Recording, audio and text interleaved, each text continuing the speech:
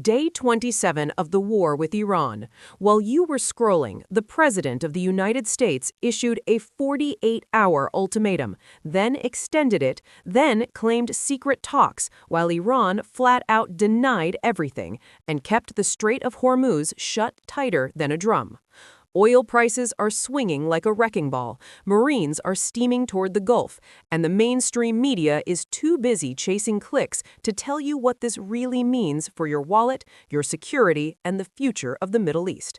If you're watching this right now and you haven't already smashed that like button, you're helping the silence win. Your one click costs nothing, but your inaction lets the truth get buried. Right now, pause everything, hit like until it breaks, share this video to every group that still thinks this war is under control, and subscribe with notifications on, because if Conflict Brief HQ doesn't reach millions, the only narrative left will be the one they want you to hear. Do it. I'm waiting. The countdown is back on. When President Trump's original 48-hour ultimatum to Iran expired Monday morning, the world held its breath. Would America finally strike Iran's power plants and energy infrastructure as promised? Instead, Trump posted on Truth Social, claiming productive negotiations were underway, that strikes on Iranian energy sites would be postponed for 5 full days, and that a complete and total resolution of hostilities in the Middle East might actually be possible. Iran's response? Immediate denial. Tehran says no such talks are happening, or at least they're not admitting to any. From the IRGC hardliners to Foreign Minister Abbas Arakachi to Parliament Speaker Mohammad Baghir Ghalibaf, the message is the same. Fake news designed to manipulate oil markets. Here's the terrifying part. Nobody seems entirely sure who is actually running Iran right now. Leadership losses have created a power vacuum. The IRGC has stepped in hard. When you want to call Iran, who exactly do you call? Yet, the military reality on the ground is crystal clear. The U.S. is not slowing down. Yesterday, the Pentagon announced another major troop surge. Roughly 2,500 Marines from the 31st Marine Expeditionary Unit aboard the USS Tripoli, already en route and scheduled to arrive by Friday, perfectly timed for Trump's newly extended deadline. Add to that 1,500 to 3,000 soldiers from the elite 82nd Airborne Division, ordered to deploy immediately. This looks less like de-escalation and more like the art of the extension, buying time while building overwhelming force. Let's not forget how we got here. Trump's Saturday night ultimatum was blunt.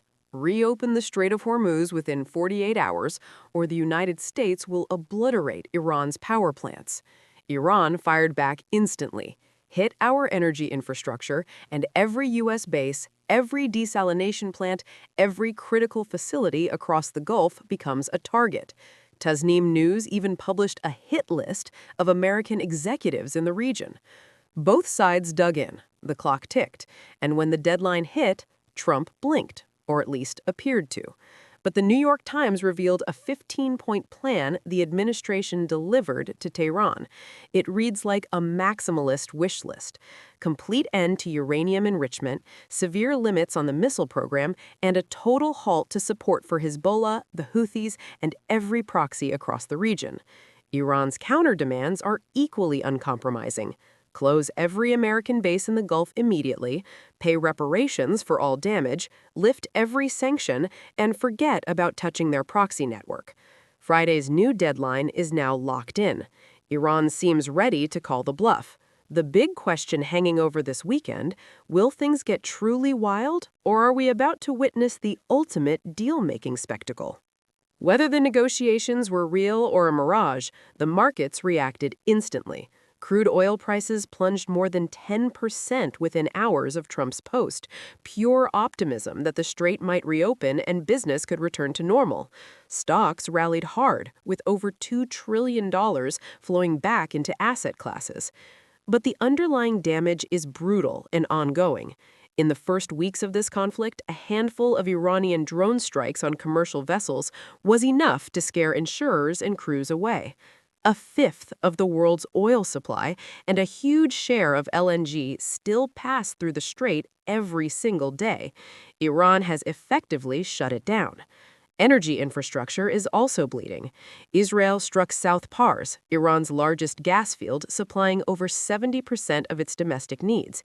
Iran retaliated by hammering Qatar's side of the same field, knocking 17% of Qatar's LNG offline for potentially 3 to 5 years. Saudi Arabia's Yanbu refinery took hits. Kuwait's Mina al-Ahmadi refinery was struck twice. The result? Skyrocketing prices, supply panic, and a global economic hit that is only getting worse. Europe is furious.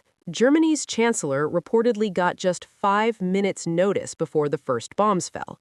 Many allies are openly saying, "This is not our war." Yet they can't ignore the energy crisis. Yesterday, the UK, France, and the US announced a new Hormuz coalition with more than 30 countries signing on. The plan? Use autonomous minesweepers to clear any threats, then escort commercial traffic. Here's the cold truth. Iran hasn't even laid mines yet. They've allowed some non-US/Israeli vessels through with coordination. Traffic is down from 130 ships per day to a trickle, but it's not a total no man's land. History lesson? During the 1980s tanker war, the U.S. escorted 270 ships over an entire year, nowhere near pre-crisis volumes. Naval analysts say a modern convoy needs 8 destroyers just to protect 5 to 10 commercial vessels.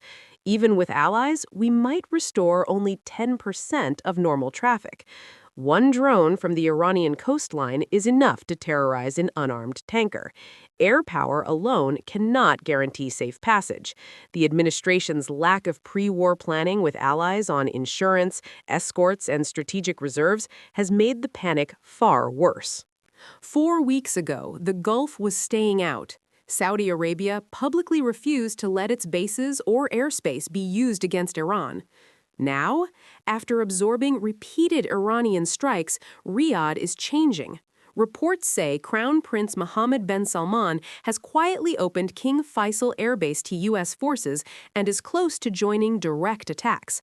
Trump called him a warrior. He's fighting with us. For Saudi Arabia to fight alongside Israel, even indirectly, would be historic. The kingdom still hasn't formally recognized Israel. War makes strange bedfellows. The UAE is threatening to freeze billions in Iranian assets inside its borders, a massive blow to Tehran's reserves. Lebanon just expelled Iran's ambassador and is distancing itself from Hezbollah, while Israel prepares a major ground operation south of the Litani, potentially calling up 400,000 reservists. The regional consensus against Iran is collapsing fast. Friday is now the test. Trump's extended deadline, Marines are riding on schedule, a 15-point plan on the table that Iran has every incentive to reject. Markets are betting on a deal. The military buildup says otherwise. This war is costing America and the world dearly, in blood, treasure, and credibility. The strait remains the pressure point. Energy prices remain volatile, and the risk of miscalculation this weekend is real. Day 27, deadlines shifting, denials flying, Marines inbound, the strait still closed, and the mainstream media barely connecting the dots for you. If you watched all of this and you still haven't liked, shared, or subscribed, you are choosing comfort over reality. You are letting them control the narrative while your fuel prices rise, your savings get hammered, and the map of the Middle East gets redrawn in fire. So here's what I need from you right now. 1. Smash that like button until the algorithm notices. 2. Share this video everywhere, to friends, family, every group chat that needs the truth. 3. Subscribe and turn on notifications. Conflict Brief HQ is your daily shield against the spin. Your action matters. Your silence helps no one except those who want this story buried. Don't be that person. I'll see you in the next brief, because Friday is coming fast, and the next 48 hours could change everything. Stay informed, Stay ahead, never let them hide the truth. Conflict Brief HQ, raw, unfiltered, relentless. Thank you for watching.